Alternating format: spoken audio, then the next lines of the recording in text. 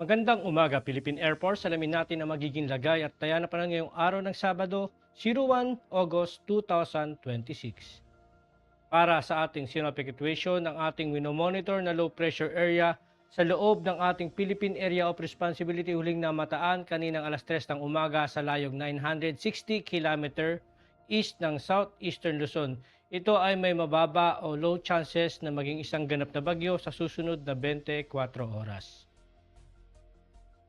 Dahil dito asahan natin ang ating general area forecast, ang Bicol Region, Central Visayas, Eastern Visayas, Quezon at Marinduque ay makakaranas ng maulap na kalangitan na may kalat-kalat na pagulan, pagkulog at pagkidlat dulot ng trap ng low pressure area. Samantala sa natitirang bahagi ng Luzon, partikular na ang Metro Manila at natitirang bahagi ng Visayas,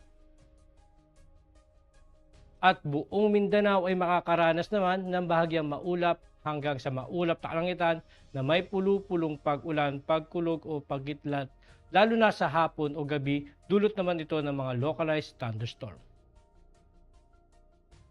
Para sa impact ng flight operation, asahan nga natin, dulot nga ito ng trap ng low pressure area dito sa Bicol Region, Eastern Visayas, Central Visayas, Quezon at Marinduque. Ang main hazard na ito ay makakaranas ng converging moist air expected to produce widespread cloudiness and rainfall.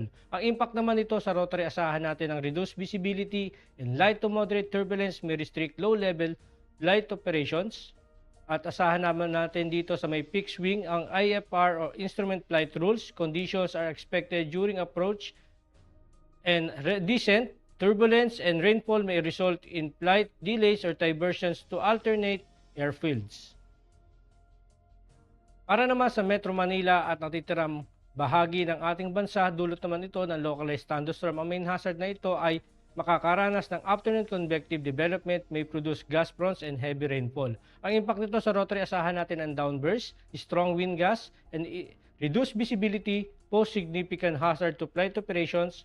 Avoid flight in or near cumulonimbus clouds or Charlie Bravo activity. Sa fixed wing naman, asahan natin na severe turbulence and wind shear are likely during arrival and departure phases. Aircraft may experience delays or require diversions to alternate airfields.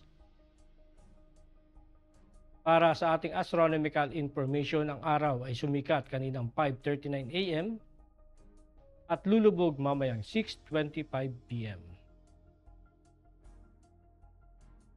Meron naman tayong 92% decreasing moon illumination.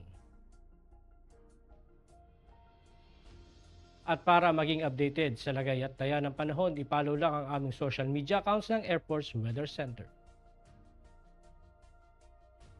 At yan lang po lagay ng ating panahon ngayong umaga at sa ngalan ng aming commanding officer na si Colonel Hermelino T. Calubiran Jr. Pap Jesse, ako si Staff Sergeant Edmar B. Segadraca Jr. Philippine Air Force, Weather Broadcaster ng Air Force Weather Center.